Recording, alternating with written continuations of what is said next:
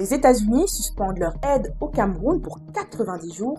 Quel est le véritable impact de l'aide américaine au Cameroun? Éclairage avec Axe Media. Le 25 janvier, le département d'État américain a annoncé qu'il gèle l'aide américaine pour tous les pays pour une durée de 90 jours, à l'exception d'Israël et de l'Égypte, dans le but d'examiner si cette pratique d'aide est conforme aux politiques du président Trump. Par conséquent, les aides perçues par le Cameroun sont également suspendues.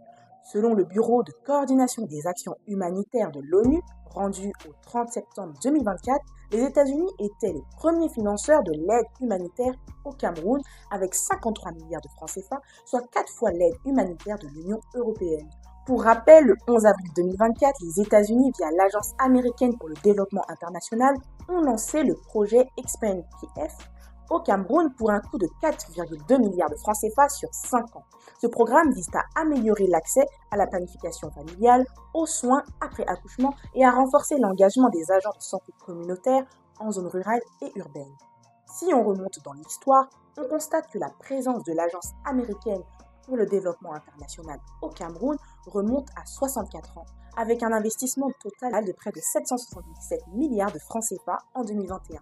L'USAID déclare avoir aidé dans les années 60 et 70 à financer des infrastructures majeures comme la route Kumba-Manfé, la ligne de chemin de fer reliant Belabo à Ngaoundéré et Douala à Yaoundé, contribuer à la réalisation des établissements d'éducation et de santé comme le CHU de Yaoundé, le centre universitaire de Tcham et l'Institut de recherche agricole pour le développement abrégé IRAD à Yaoundé.